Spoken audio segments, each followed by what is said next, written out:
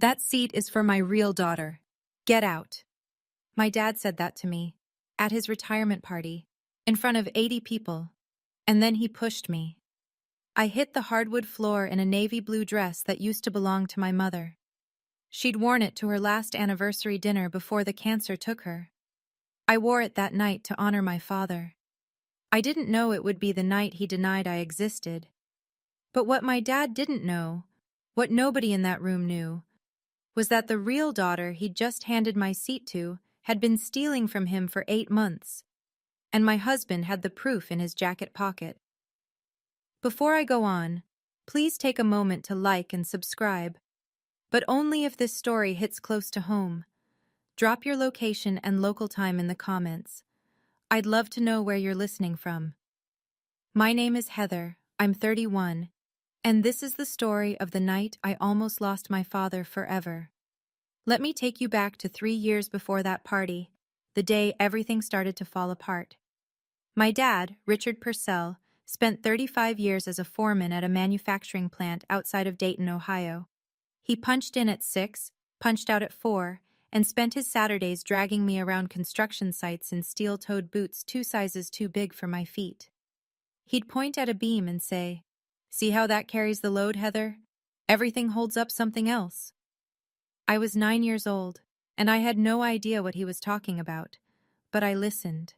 And years later, I became a structural engineer, and I finally understood what he'd been teaching me all along, that the things you can't see are the things keeping everything standing. My mom, Linda, was an ER nurse. She worked nights so she could be home when I got off the school bus.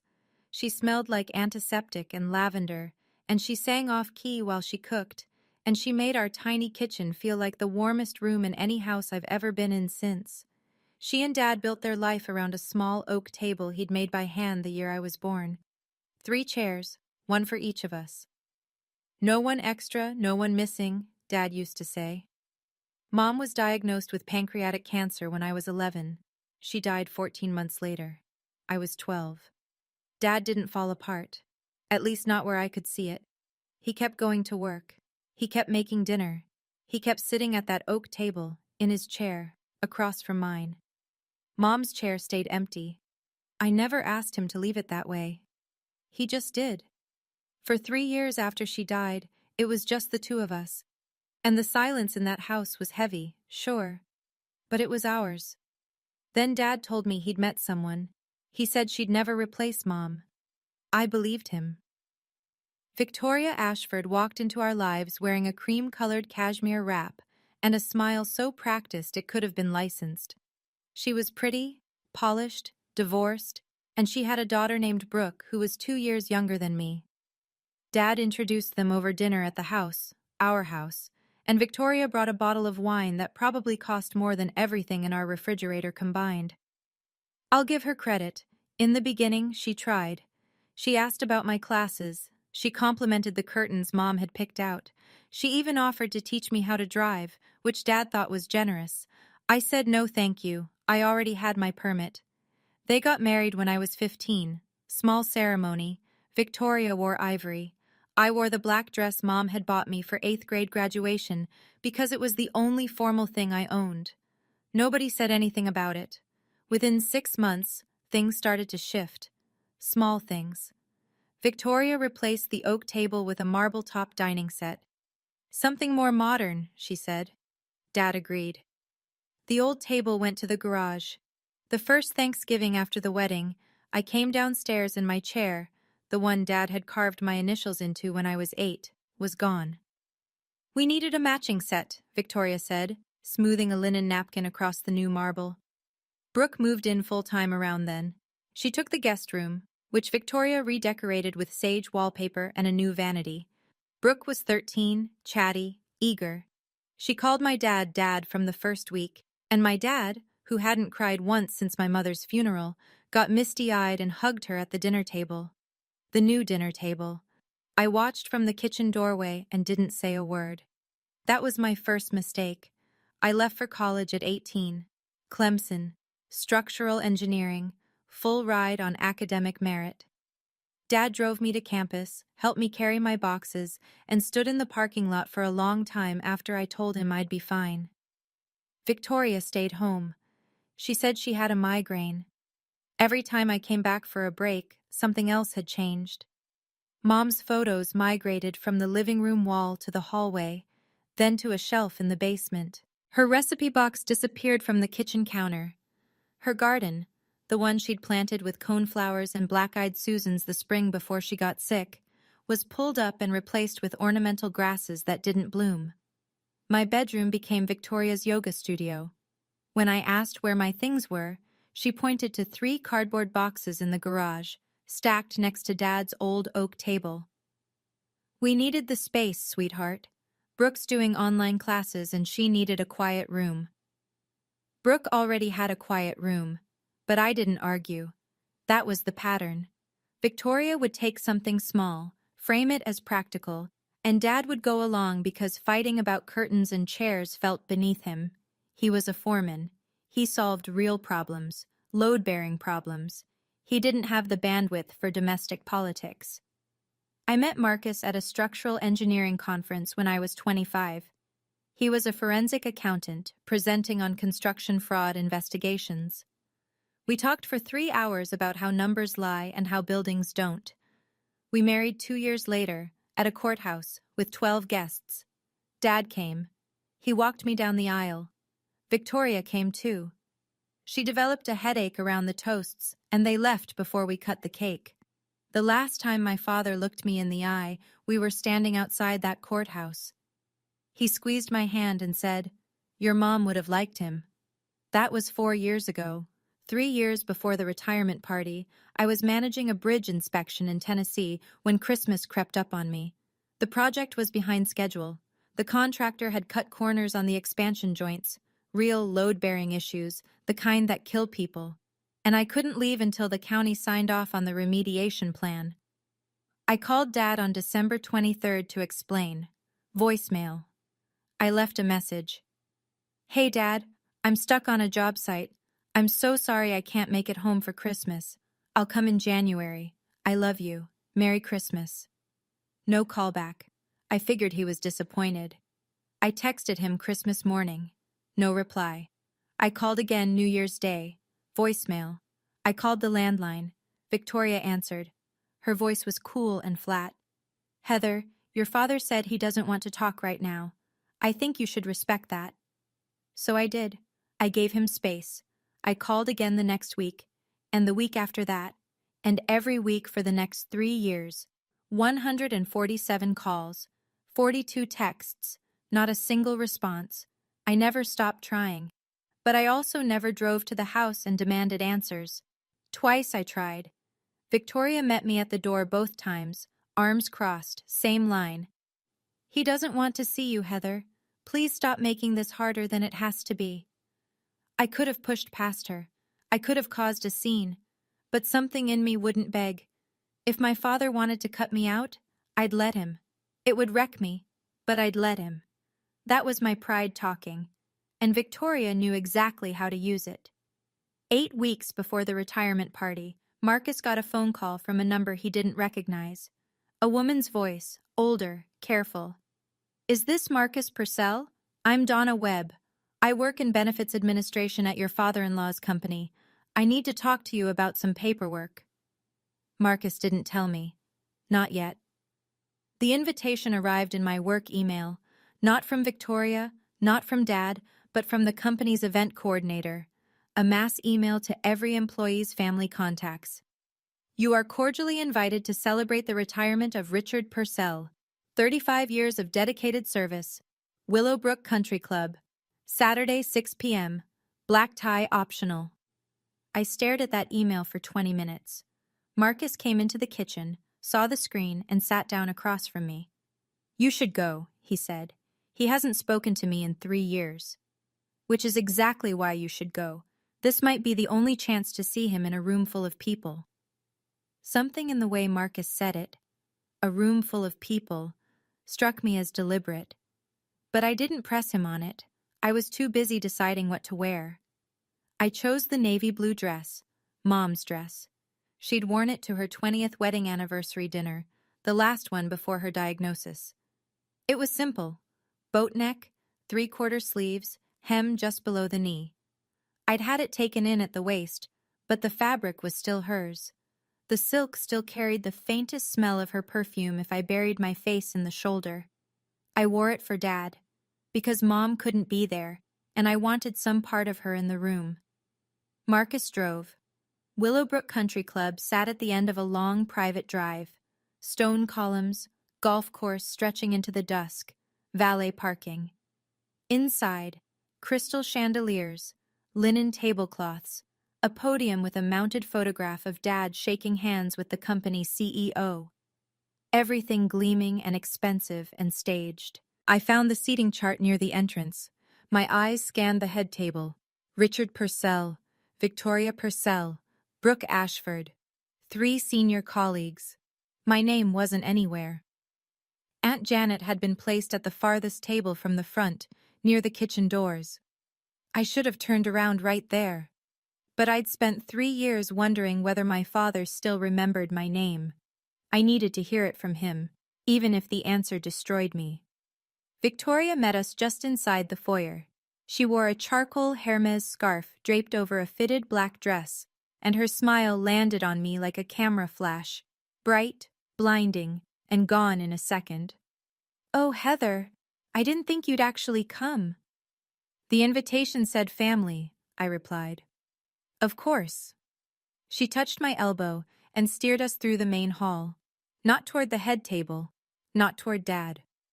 She guided us to a two-top near the back wall, the kind of table they set up when they've run out of room, wedged between a pillar and the service corridor. No nameplate, no centerpiece, just 2 chairs and a bread basket. I sat down. Marcus sat across from me. Neither of us touched the bread. From there I could see my father. He was already seated at the head table, a Cartier watch catching the light on his wrist, a gift from Victoria for their 10th anniversary. Brooke sat at his right side, leaning into him, her hand resting on his arm. She wore a blush-colored cocktail dress and a Tiffany pendant, and her hair fell in perfect curls like she'd come straight from a salon. She looked like a daughter. She looked like she belonged. Dad glanced in my direction. For 1 second, our eyes met across the room. I waited for something.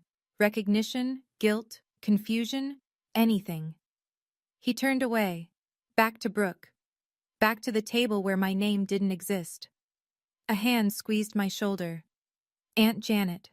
She'd crossed the entire room to reach us, weaving between tables with her reading glasses still on her head.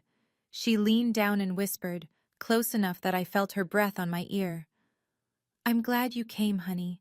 There are things you need to know." She squeezed my hand, and 4 words dropped into the space between us like stones into water. They changed his papers. Before I could ask Janet what she meant, Victoria took the podium. She tapped the microphone twice and the room settled into silence. "Good evening, everyone.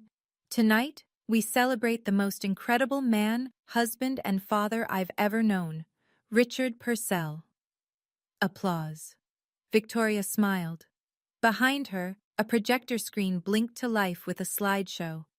35 years of Dad's career compressed into 100 photographs. Dad on the factory floor. Dad shaking hands with executives. Dad at company picnics. And then the family pictures started. Victoria and Richard at a vineyard. Brooke and Richard at a football game. Victoria, Brooke, and Richard posing on the porch of the house I grew up in. Photo after photo after photo. Not one image of me. Not one image of my mother. 35 years of my father's life, and Linda Purcell had been edited out entirely. As if she'd never existed. As if I'd never existed. Victoria turned back to the crowd. "And I want to give a special recognition to Richard's daughter, Brooke, his pride and joy, who has followed in his footsteps and made him so proud." Brooke stood up from the head table and gave a little wave. People clapped. I felt Marcus's hand tighten around mine under the table. A man approached us during the applause. Gray-haired, khakis, company polo. Phil. He'd worked with Dad for 20 years. He looked at me with furrowed brows. "Aren't you Heather? Rick talked about you all the time. Showed us your college graduation photo, your engineering license. What happened?" I opened my mouth, but nothing came out. I didn't know what had happened. That was the worst part. I had spent 3 years constructing an explanation. Dad was angry, Dad needed space, Dad moved on, and none of it held anymore. "I don't know," I said, "but I'm here to find out." The slideshow ended. The waitstaff began circulating with entrees. Conversations resumed. Victoria returned to the head table and placed her hand on Dad's shoulder like a claim stake. I set my napkin on the table and stood up. Marcus looked at me. "Are you sure?" I didn't drive 4 hours to eat bread rolls in a corner.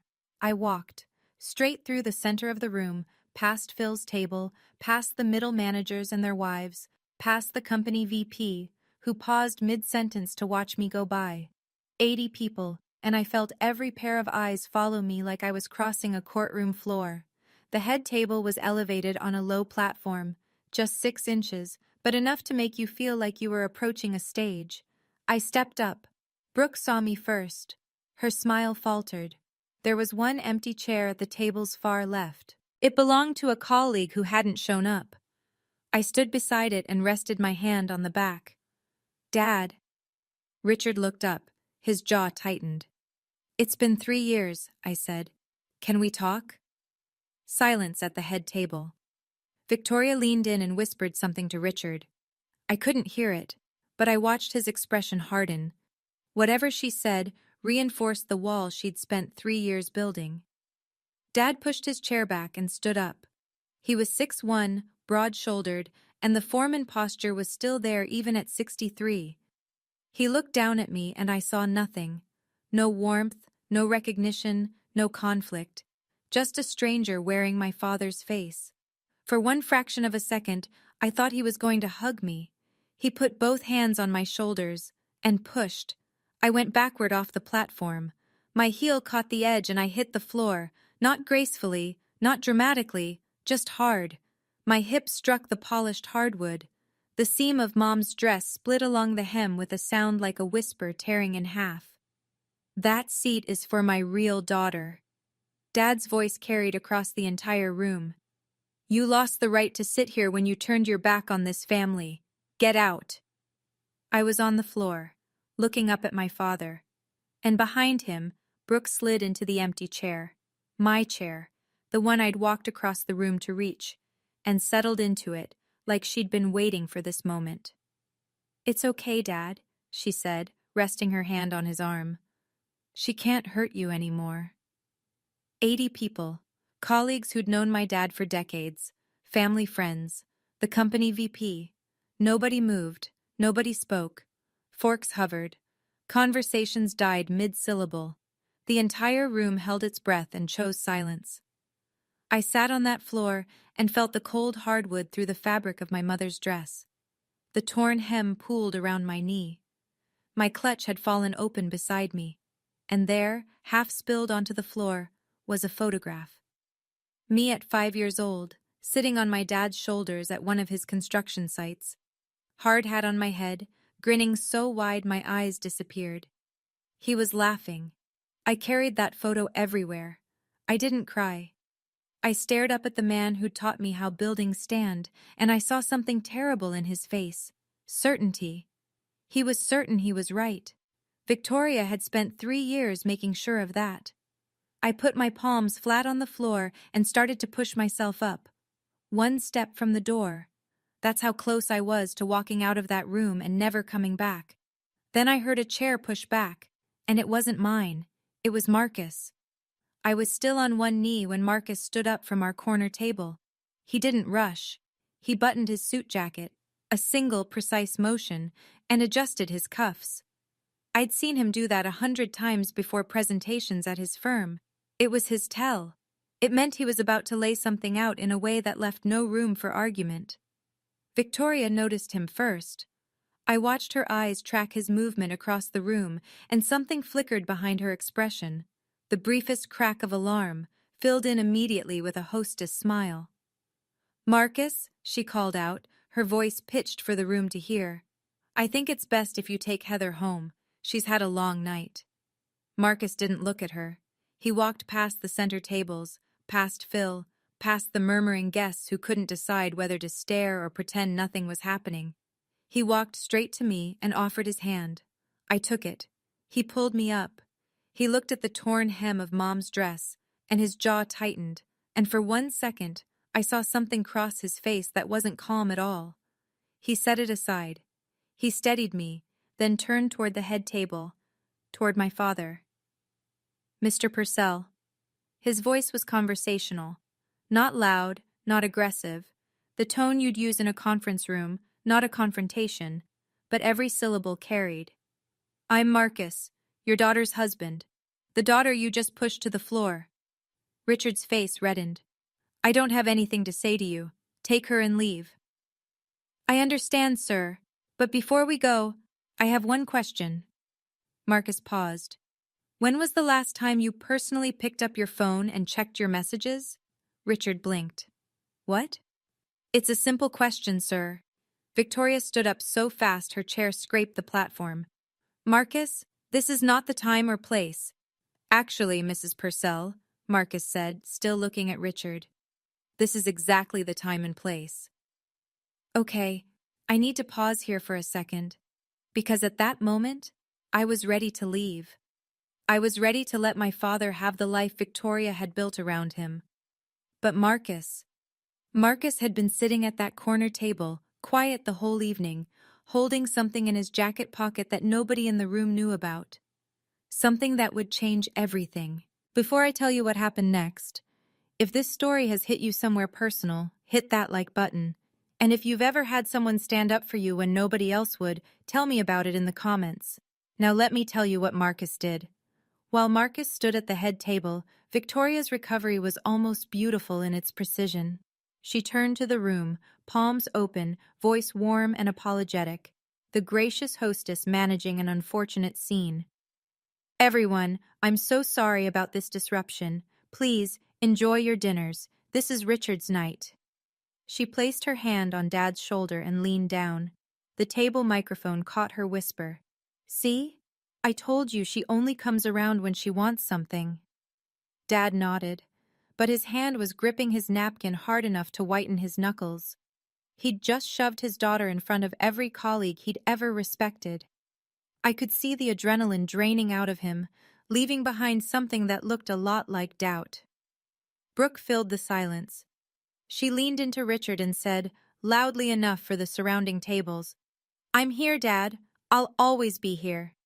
She rubbed his arm, and a few guests offered sympathetic smiles in their direction, the dutiful daughter comforting the beleaguered father. The narrative was holding. From her seat near the back, Donna Webb, a silver-haired woman I'd never met, watched the entire scene with an expression I couldn't read at the time.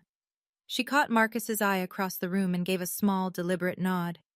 I didn't understand what it meant. I would soon.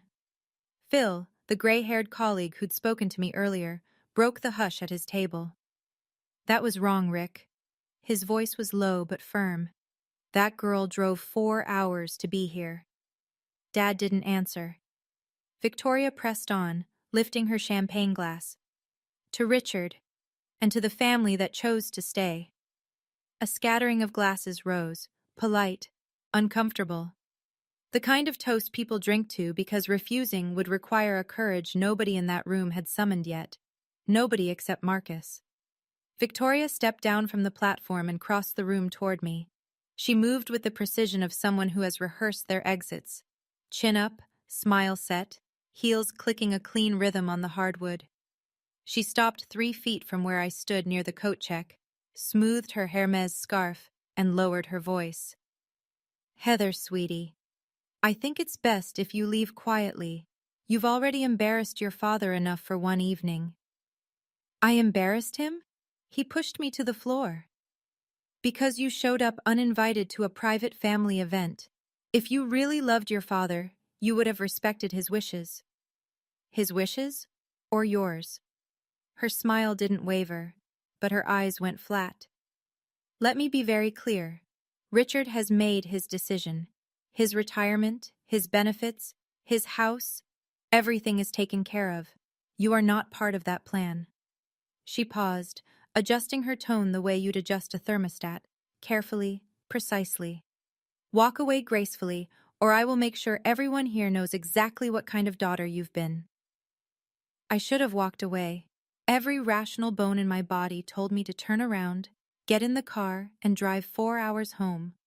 But something she'd said, his benefits, his house, everything is taken care of, landed wrong.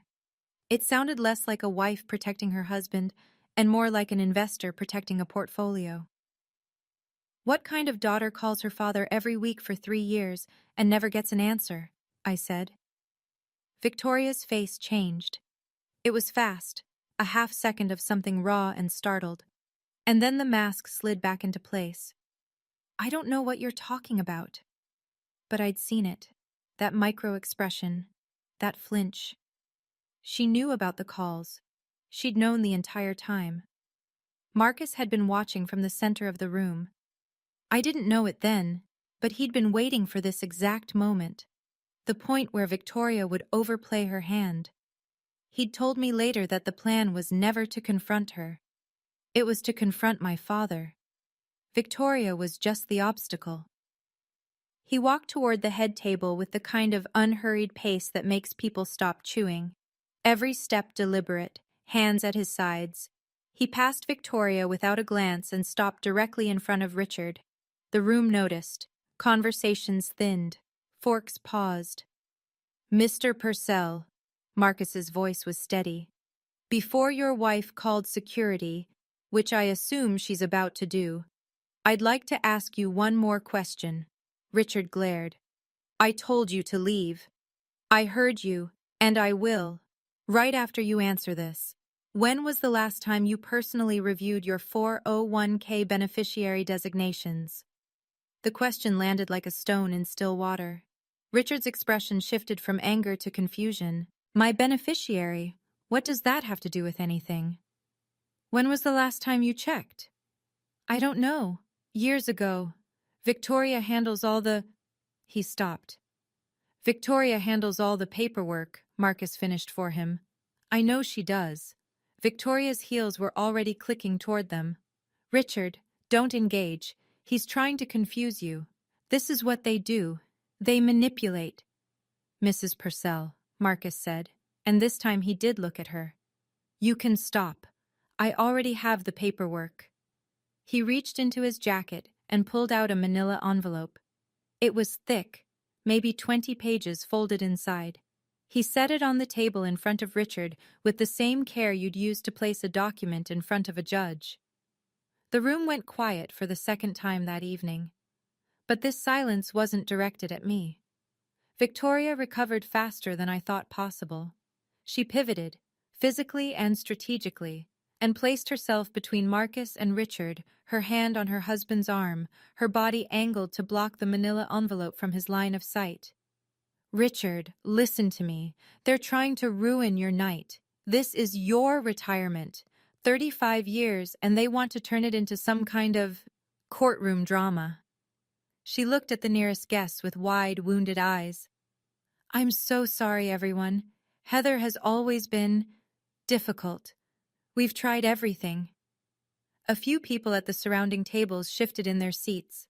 One woman reached out and patted Victoria's arm. The narrative was tipping back in her direction. I stood near the coat check, watching Marcus hold his ground while Victoria performed the most convincing act of victimhood I'd ever seen. I felt the fight draining out of me. She was too good at this. Then I noticed something. Marcus had set the manila envelope on the table, and it had opened slightly from the weight of its contents. Inside, I could see 2 documents, forms of some kind, set side by side. Different fonts, different dates. I couldn't read the text from where I stood, but I recognized the layout. I'd seen beneficiary forms before, during our own life insurance paperwork. Marcus had been sitting at our kitchen table 2 weeks ago, comparing 2 documents late at night. When I asked what he was working on, he'd said, "Something for a case. I'm not sure yet. I need to verify it." He hadn't been working on a case. He'd been working on this. Mr. Purcell, Marcus said quietly, I'm not here to ruin your evening. I'm here because someone has been systematically dismantling your financial future, and you don't know it yet. Victoria's voice shot up. Richard, tell him to leave. Richard's hand hovered over the envelope. He hadn't opened it, but he hadn't pushed it away either. Even if any of this were true, Richard said slowly, what does Brooke have to do with my retirement account? She owes $180,000 from a failed startup, Marcus said. Did you know that? Richard's head swiveled toward Brooke. She was still seated in the chair she'd taken from me. Her face went pale. That's not true. He's lying, Dad. Of course he's lying, Victoria said, pressing closer to Richard's side. He's an accountant. They twist numbers for a living. Marcus didn't flinch. I'm a forensic accountant, actually. Checking numbers for accuracy is literally what I do for a living. I spend my days identifying when financial documents have been altered. He let that hang for a moment. Sir, can I show you what's in this envelope? That's all I'm asking. 60 seconds of your time. The room had gone so quiet I could hear the ice shifting in water glasses 3 tables away.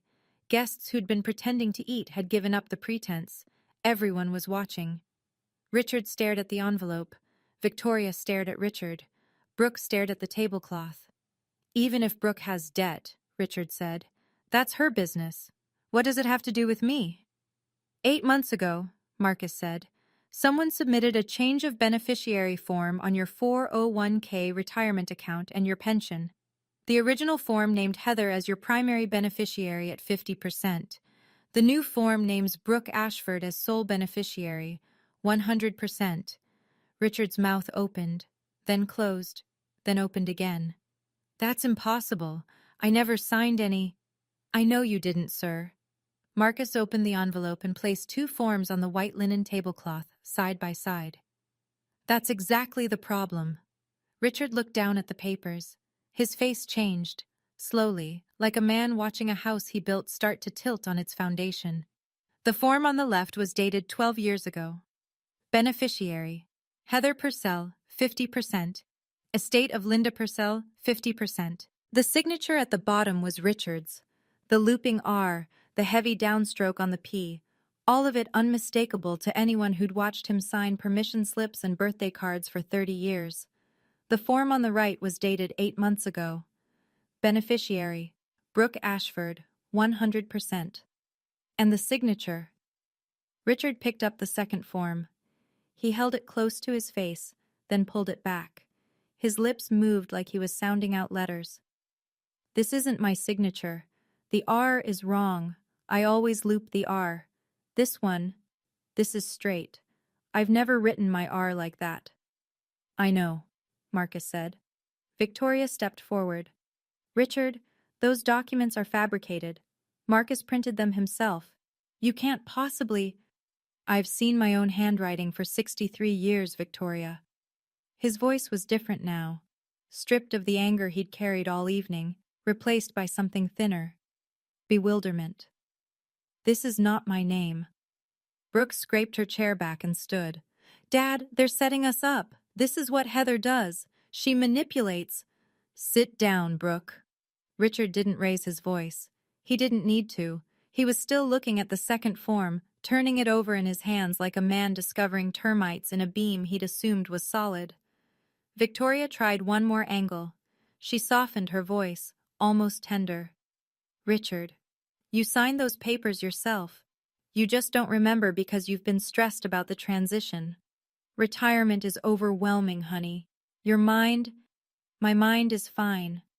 He set the form down, looked at Marcus, looked at Victoria, looked across the room at me, still standing near the coat check, still wearing my mother's torn dress.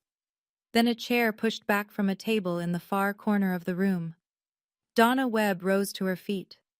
Donna Webb was 58 years old and had worked in benefits administration at Dad's company for 22 years.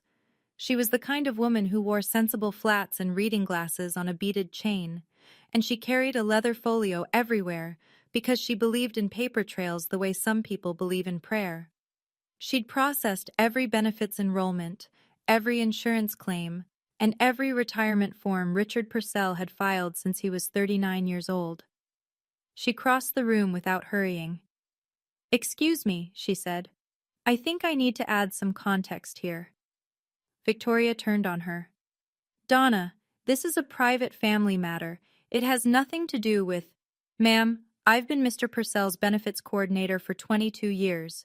When someone submits a change to an employee's retirement beneficiary using what appears to be an irregular signature, that's a company matter." The room sharpened. Guests who'd been wavering between sympathy for Victoria and curiosity about Marcus now sat up straighter. Donna opened her folio. 8 months ago, a change of beneficiary form was submitted for Mr. Purcell's 401k and pension accounts. It arrived via email, which is unusual because in 22 years, Mr. Purcell has never once submitted paperwork electronically. He always came to my office in person. Richard nodded slowly. "That's right. I always came to you, Donna." "I flagged the discrepancy with HR 2 months ago," Donna continued. "The signature didn't match our records, and the email it was sent from was a personal Gmail account, not Mr. Purcell's company email." She paused.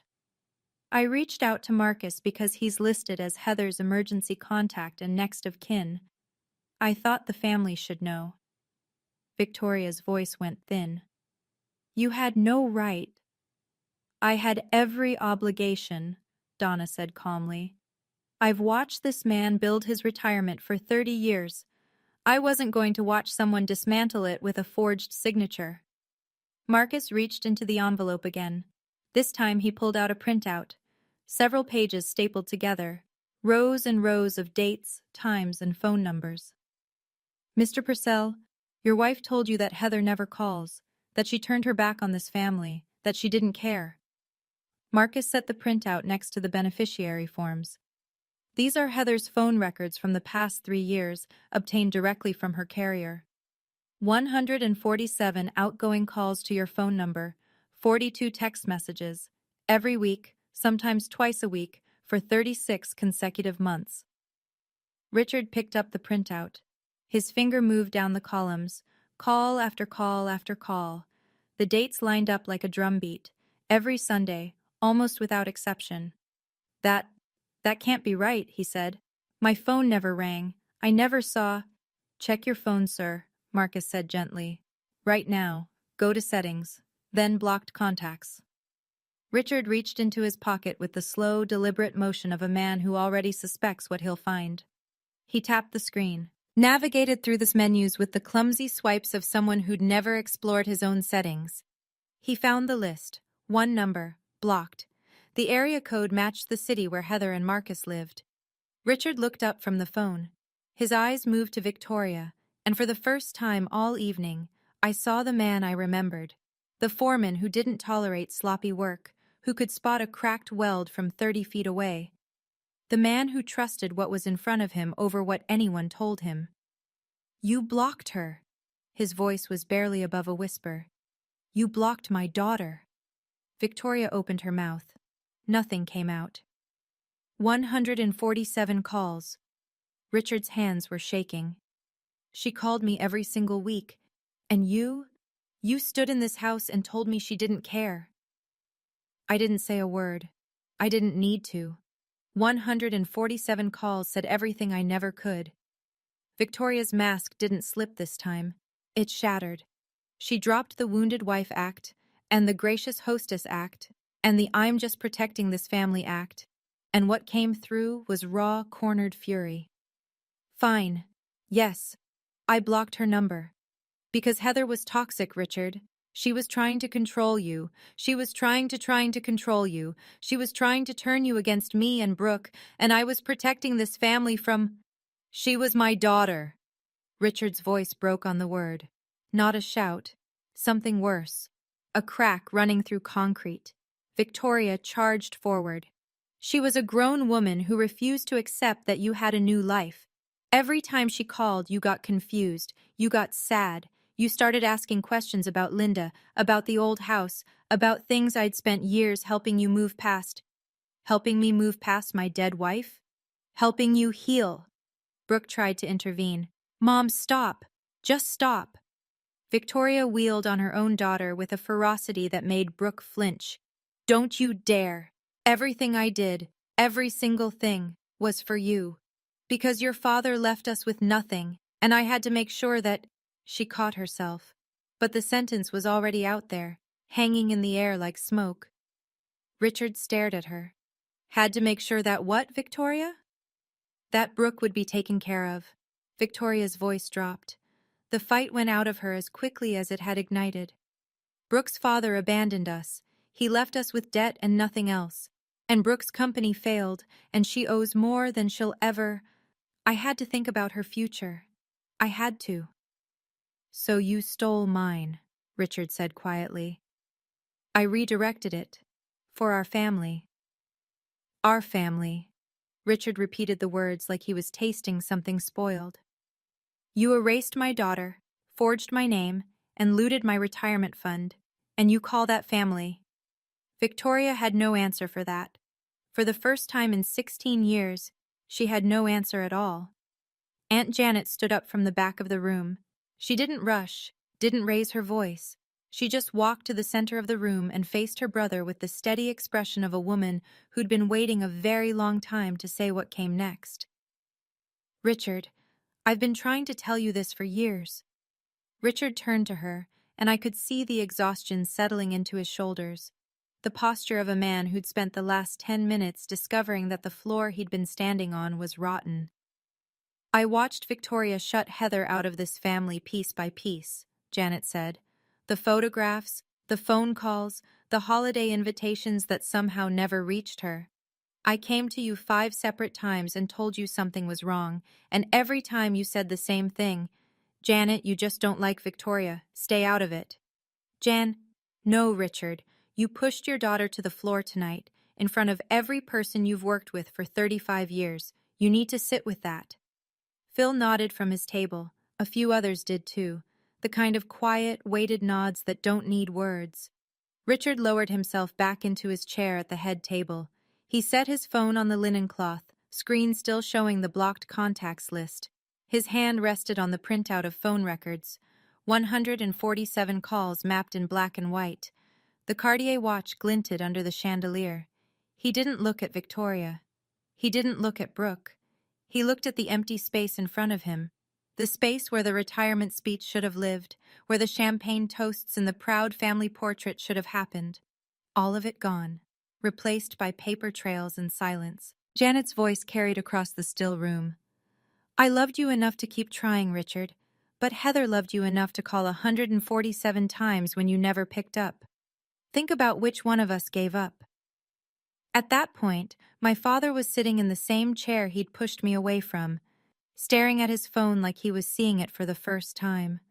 And honestly, part of me wanted to walk away right then, let him sort through the wreckage on his own. But that's the thing about family. The people who hurt you the deepest are the ones whose apology would mean the most. So what happened next? Did Richard finally see it all clearly? Or did Victoria find one last lie to save herself? Stay with me. Richard stood up from the head table. He moved slowly, like someone walking through water, fighting current with every step. He stepped off the platform and crossed the ballroom floor. Victoria called after him. Richard, where are you going? Richard! He didn't turn around. 80 people watched my 63-year-old father walk the length of that room, past the tables of colleagues, past the champagne flutes and the linen napkins and the framed portrait of himself shaking hands with the CEO, past all of it. He stopped in front of me. We stood 3 feet apart, close enough to touch, close enough for me to see the vein pulsing at his temple and the shine in his eyes that he was fighting to control. His gaze dropped to my dress, the torn hem, the navy silk, the boat neck my mother had picked out 20 years ago. That's your mother's dress, he said. Yes. You wore your mother's dress to my party. I wore it for you, Dad, because Mom would have wanted to be here tonight. Something broke behind his face, not all at once, not a clean fracture, more like a dam that had been leaking for years, finally giving way at the center. He looked down at his own hands, the same hands that had pushed me to that floor 20 minutes earlier. "I pushed you," he said. "Yes." "In front of everyone." "Yes." He looked at the Cartier watch on his wrist. Then he looked at me. And whatever Victoria had spent 3 years whispering into his ear, "Heather doesn't care. Heather chose to leave. Heather isn't your family anymore." I watched all of it drain out of his expression like water through a cracked foundation. He opened his mouth, and for the first time in 3 years, the words that came out were his own. "Heather, I—" He stopped, swallowed, tried again. "I don't know how to say this." I waited. I didn't help him find the words. That might sound cold, but I'd spent 3 years calling a phone that never rang. I wasn't going to make this easy. He owed me the effort of finding the right words himself. "I believed everything she told me," he said. "Every word. Because it was easier than admitting I was losing you, and I didn't know how to stop it." He paused. "After your mother died, I didn't know how to be a father on my own. Victoria made it simple. She handled everything. And I let her, because handling things myself meant facing how badly I was failing at all of it." He turned back toward the room. 80 faces stared back at him. "I owe my daughter an apology," he said, loud enough for the back tables. "Not just for tonight, for 3 years. I let someone convince me that the one person who never stopped reaching out to me had given up on me. That's on me. Victoria lied. But I chose to believe her, because the lie was more comfortable than the truth." He faced me again. "I'm sorry. I'm sorry I pushed you. I'm sorry I didn't answer your calls. I'm sorry I let them take your mother's pictures off the wall." My throat was tight. My eyes burned. But I didn't collapse into him. I didn't throw my arms around his neck and tell him everything was fine. "I accept your apology, Dad. But accepting an apology and trusting you again are two very different things. We have a long way to go." He nodded, slowly. "I know." "Good. Then this is where we start, not where we finish." He nodded again, and the smallest thing shifted, like a load recentering on a beam that had been off balance for years. Victoria was not finished. She marched across the floor with the rigid posture of a woman whose entire architecture was collapsing and who refused to acknowledge gravity. She positioned herself between Richard and me and addressed the room. "Can't anyone see what's happening? Marcus and Heather planned this entire spectacle. They came here tonight to humiliate Richard at his own retirement. This is coordinated. This is an attack." Richard spoke without turning to face her. "No, Victoria. The only person who planned anything at this party was you, the seating chart, the slideshow with no pictures of Heather, no pictures of Linda. You choreographed everything tonight to make sure my daughter felt invisible. And it worked. Until it didn't." Victoria pivoted to the guests. She scanned the room for allies, for one sympathetic face, for anyone who would corroborate the narrative she'd maintained for 16 years. What she found instead were averted gazes and tight jaws and hands wrapped around water glasses. Phil spoke up. "Ma'am, the man just showed us a forged signature. Sit down." Victoria turned to Brooke, the last person left in her corner. Brooke was standing at the edge of the platform, clutching her small handbag with both hands, her face drained of color. "Brooke, tell them. Tell them this is all a misunderstanding." Brooke's mouth opened, closed. She looked at Richard. She looked at the beneficiary forms still spread on the linen tablecloth. She looked at me, standing in my mother's torn dress. "Mom," Brooke said quietly, "it's over." Something in Victoria's expression went hollow. The fight left her face like air leaving a tire. Not dramatically, not with a bang, just a slow, steady deflation. "It is not over," she whispered. But she was the only person in the room who still believed that. Brooke gathered her things from the head table. She moved mechanically. Clutch, phone, the cashmere wrap Victoria had draped over her chair. She didn't look at the beneficiary forms. She didn't look at the blocked contacts list still glowing on Richard's phone. She walked off the platform and headed for the door, but she stopped in front of me. "I didn't know about the signature," she said. Her voice was thin. "I swear to you, Heather, I didn't know she forged his name." "But you knew about the phone," I said. "You knew I was calling. You knew I was being blocked." Brooke didn't answer right away, and that silence, 3 seconds, maybe 4, carried more honesty than anything Victoria had said all evening. "I wanted a dad," Brooke finally said. Her eyes were wet. "My real father left when I was 6, moved to Portland with his girlfriend and never looked back. Richard was the first person who ever," her voice cracked. "He made me feel like I mattered." I understood that. I understood it completely. And understanding it didn't make me less angry, but it made my anger more precise. "I understand wanting a father, Brooke, but you don't get one by erasing someone else's daughter."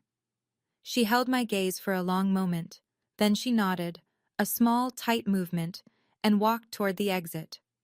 Victoria called after her, sharp and desperate. "Brooke! Brooke!" Brooke pushed through the double doors and didn't look back. Around the room, a shift was happening, the slow, collective exhale of 80 people processing what they'd just witnessed. A few of Richard's colleagues stood up and drifted toward him. Handshakes, quiet words. Donna moved to Marcus's side and nodded once, the kind of nod that meant the job is done. I didn't hate Brooke. I hated what she'd allowed to happen. There's a difference, and it was one she'd have to sort out on her own.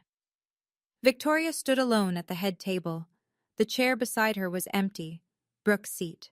The chair on the other side was empty, Richard's. The linen tablecloth still held the 2 beneficiary forms, the phone records, the remains of a celebration that had turned into something else entirely. Richard faced her from across the room. "Victoria, I think you should go home." "This is my party too, Richard." "No, this was supposed to be my retirement, 35 years of my life, and you turned it into a stage for your scheme. Go home, we'll talk tomorrow, with a lawyer present." Victoria picked up her clutch, a Chanel bag, black quilted leather with gold hardware. She adjusted the Hermes scarf around her neck. She drew herself up to her full height and surveyed the room one last time. 80 people who'd spent the evening watching her performance unravel, stitch by stitch. She walked toward the exit. Her heels struck the hardwood in a slow, measured rhythm, the only sound in the entire ballroom. At the door, she stopped and turned back. She looked directly at me. Not at Richard, not at Marcus. At me. There was no pretense left.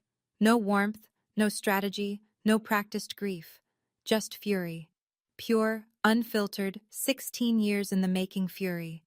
I looked back at her. I didn't flinch. I didn't speak. After 3 years of silence, I'd gotten very good at it. The door closed behind her. The room released a breath it had been holding for an hour. Conversations stirred, tentative and low. Glasses clinked. Someone laughed nervously. The world began to rotate again. Richard stood at the center of the room, looking at the empty head table, at the empty chairs. Then he looked at me. "That seat was always yours, Heather. I just forgot." He didn't offer me the chair. He pulled it out for me. And for the first time in 3 years, I sat next to my father. The rest of the party dissolved slowly. Guests said their goodbyes. Some shook Richard's hand and didn't mention what had happened, which was its own kind of acknowledgement. Others, Phil, a few of the older supervisors, clasped his arm and said things like, "You've still got people who care about you, Rick." Richard nodded at each one, but his eyes kept drifting back to the 2 forms on the table, as if staring at them long enough might undo what they represented. After the last guests filed out, Donna approached us.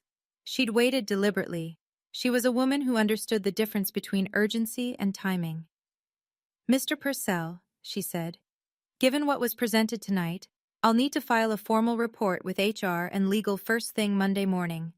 Your beneficiary designations will be frozen pending an internal investigation. No changes, no withdrawals, no distributions until we've verified the chain of custody on every document." Richard nodded. "Do what you need to do, Donna. And thank you. You didn't have to come forward like that." Yes, I did. She closed her folio. I also pulled the email submission logs before tonight. The beneficiary change was sent from a personal Gmail address. The IP address traces back to a residential location, your home, Mr. Purcell. And this isn't the first irregularity. 2 years ago, a request was submitted to add Brooke Ashford as a beneficiary on your company life insurance policy. I rejected it because she doesn't qualify as a legal dependent. Richard closed his eyes. 2 years. Victoria had been working on this for at least 2 years, and he'd never known. Marcus stood beside me. Your 401k and pension, together, they're worth roughly $420,000. If the forms had gone through unchallenged, you would have retired with nothing in your name. Everything I earned, Richard said quietly. 35 years. Every cent of it, Marcus confirmed, would have gone to Brooke Ashford the day you filed your final paperwork. Marcus and I drove home in the dark. The highway was empty. Fields slid past outside the windows like dark water, and neither of us spoke for the first 20 miles. I looked down at Mom's dress. The hem was torn from where I'd hit the floor. A thread hung loose near the knee. I ran my thumb over it and thought about how some things can be mended and some things can only be worn with the damage showing. You knew, I said, before tonight. I knew for 2 weeks. Donna called me 2 months ago with her concerns. I spent the rest of the time pulling records, verifying signatures, cross-referencing the submission logs with the company's internal audit trail. I needed every piece to be airtight before I brought it to your father. Why didn't you tell me? Marcus kept his eyes on the road. Because if I'd been wrong, if the signature discrepancy turned out to be a clerical error, or if Donna's suspicions didn't hold up, I would have been another person making promises about your father that fell apart. You've had enough of that. I wasn't going to give you hope I couldn't back up with documentation. I understood. That was Marcus. He didn't deal in feelings. He dealt in verified facts. And he'd loved me enough to wait until the facts were solid. There's one more thing, he said. When I was going through the phone records, I found something. 3 years ago, Christmas Eve, the night you left that voicemail. You also sent a text. I remembered. Merry Christmas, Dad. I'm sorry I can't make it. I love you. It was delivered, and it was read. The carrier's red receipt shows it was opened at 11:47 p.m., Christmas Eve. My chest tightened. He saw it? Someone saw it. Marcus paused, and then deleted it, and blocked your number the next morning. Victoria had read my Christmas message to my father. She'd seen the words, "I love you, Dad," and erased them.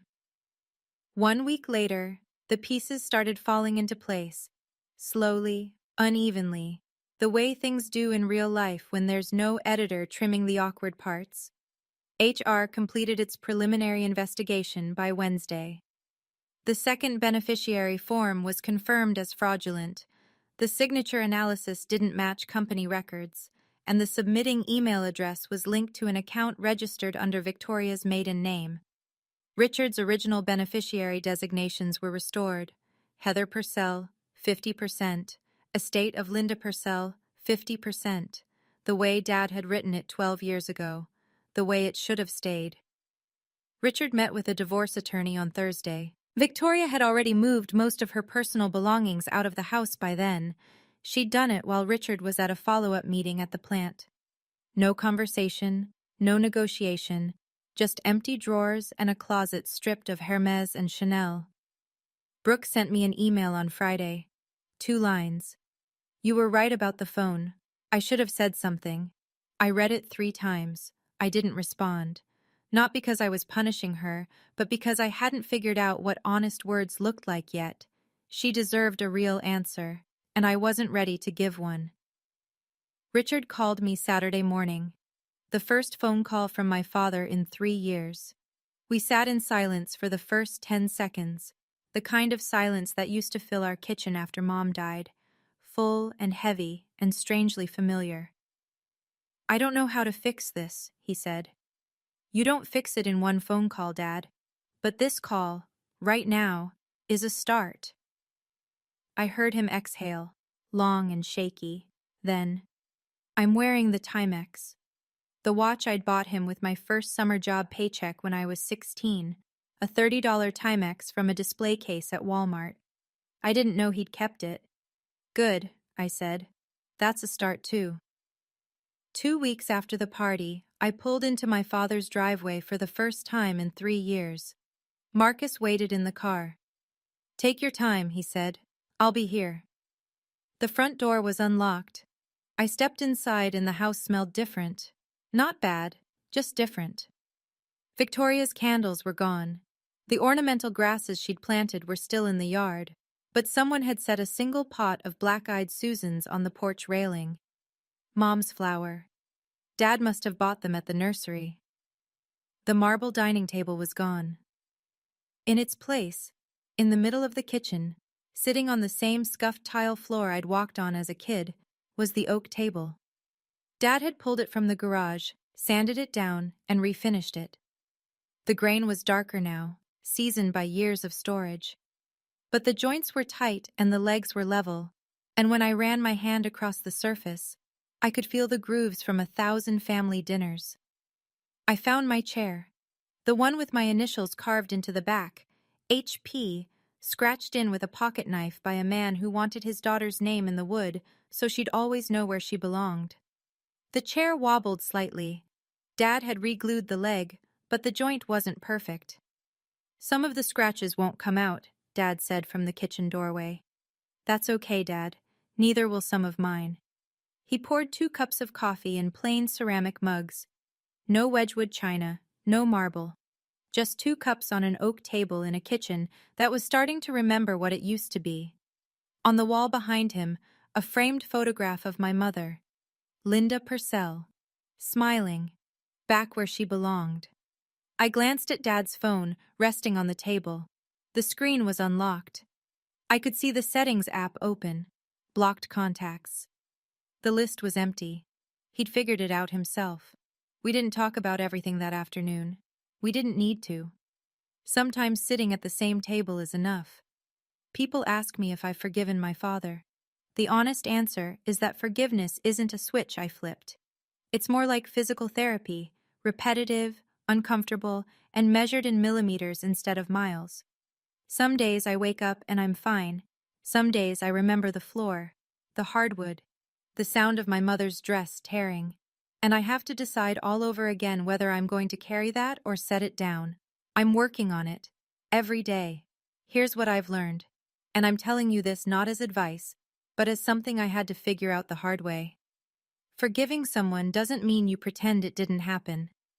It means you stop letting their worst moment dictate every moment that comes after.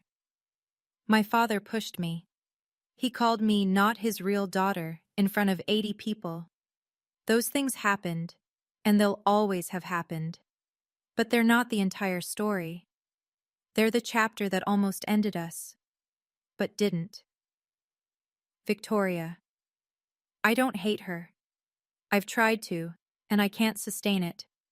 She was a woman who watched her first husband abandon her and her daughter, and she swore she'd never let that happen again. Her method was wrong. Her execution was criminal. But the fear underneath it, the fear of being left with nothing, I understand that fear. I just refuse to let it excuse what she did. Marcus didn't save me that night. I want to be clear about that. He gave me the truth. Donna gave him the paperwork. Janet gave Richard the mirror. But I saved myself by choosing to show up at that party, in my mother's dress, after 3 years of silence. I could have stayed home. I almost did. My biggest weakness was my pride. I was so determined not to beg for my father's attention that I let 3 years pass without fighting for him. Pride kept my dignity intact, sure, but it also kept me away from the truth. 1 month after the party, Dad and I went to lunch, just the 2 of us. No Marcus, no Janet, no buffer. A diner on Route 35, the same one he used to take me to on Saturday mornings before we'd drive out to whatever construction site he was supervising that week. Red vinyl booths, laminated menus, coffee in ceramic mugs with the diner's logo wearing off. He was wearing the Timex, The crystal was scratched. The leather band was cracked at the edges and held together with a replacement pin I could tell he'd bought at a hardware store. But the second hand still ticked. "You kept it," I said. "It was in my dresser drawer, under the Cartier box." He turned the watch over in his hand. "I think I always knew which one meant more." We ordered the same thing, 2 fried egg sandwiches and black coffee, the way we used to when I was 10, and pretending to like coffee because he drank it. We talked about small things, the weather, a new bridge project I was consulting on in Virginia, his plans for retirement, actual plans now, not the ones Victoria had engineered. He wanted to build furniture again, maybe refinish the porch. He didn't mention Victoria. I didn't push. Near the end of the meal, he set down his fork and looked at me with the focused attention of a man who'd spent a month rehearsing a sentence. "Your mom would have been proud of you, Heather." "She would have been proud of you too, Dad, for waking up." He nodded, picked up his coffee, took a sip, and we sat there in a vinyl booth in a diner that hadn't been renovated since the 90s, drinking bad coffee, and it was the best meal I'd had in years. The most expensive watch in the world can't buy back the time you've wasted, but a $30 Timex can remind you to stop wasting what's left. Here's where everyone ended up. Victoria. The divorce finalized 4 months later. Under Ohio law, assets obtained through fraud aren't subject to equitable division, so she received no portion of Richard's retirement fund. The company's legal team referred the forged beneficiary form to local authorities. Whether charges would be filed was still pending when I recorded this. Victoria moved in with her sister in Columbus. I haven't spoken to her since the party, and I don't plan to. Brooke. She's paying down her startup debt on a structured repayment plan. No safety net from Richard, no redirected pension, no shortcuts. She sent me a second email about 2 months after the first. It was longer. She didn't ask for forgiveness. She described what it was like growing up without a father, and how that loneliness made her willing to look the other way when her mother crossed lines. I read it. I still haven't replied. I'm not sure I will. But I kept it. Donna Webb. She retired the same quarter as Richard. HR gave her a commendation for identifying the beneficiary irregularity. The official language was exemplary diligence in protecting employee retirement assets. She and Dad still talk. She sends him articles about 401k management that he pretends to read. Richard. My dad joined a support group for people who've experienced financial manipulation by family members. He goes every other Tuesday. He's also learning how to use his smartphone, really use it. He can check his blocked contacts list, read his own text messages, and even video call. He's terrible at it. The camera's always pointed at his forehead. I don't correct him. Marcus. Still a forensic accountant. Still checks every number twice. Still the steadiest person I've ever met. And the oak table in Dad's kitchen has 4 chairs now. Richard, Heather, Marcus, Janet. Not 3, not 5.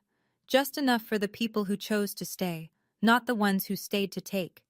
If you're listening to this and you recognize something, the silence, the blocked calls, the seat that was taken away from you, I want you to know something. You're not invisible. You were just in a room full of people who chose not to look. Don't wait 3 years like I did. Don't let your pride or your self-respect harden into an excuse to stop reaching for the people who matter. I told myself I was being strong by not begging. I told myself I was preserving my dignity.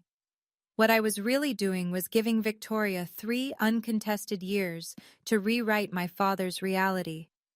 My silence didn't protect me. It protected her. But I'll say this too, because it's just as important. Don't fight for people who've shown you they don't deserve the fight. Know the difference. There's a line between loyalty and self-destruction, and you're the only person who can draw it. My father made a terrible mistake. He made it because a woman lied to him every day for 3 years, and he was too exhausted and too afraid of being alone to question it. That doesn't excuse him, but it explains him. And sometimes understanding why someone hurt you is the first step toward deciding whether they've earned another chance. I didn't get a perfect ending. I got a starting point. A kitchen table with 4 chairs and a pot of black-eyed Susans on the porch. A father who answers his phone now. A husband who fights with paperwork instead of fists. An aunt who never stopped knocking on the door. My name is Heather Purcell. I'm 31 years old. I'm a structural engineer, and I build things that are designed to stand, even when the ground shakes beneath them. On Dad's oak table, next to the framed photo of Mom, there's a snapshot of me at 5 years old, sitting on his shoulders at one of his construction sites, wearing a hard hat 3 sizes too big, grinning so wide my eyes disappear. He's laughing. I carry that photo everywhere. Now it stays on the table, right where it belongs. That's the end of my story. But before you go, I want to ask you something. If you could go back and say one thing, just one honest thing, to the family member who hurt you the most, what would it be? Not to fix it, just to say your truth. Drop it in the comments. I read every single one. And if this story made you feel a little less alone tonight, that's everything I could have hoped for. There's another story linked in the description that hit me just as hard to tell. I think you'll understand why once you hear it. Thank you for staying until the end.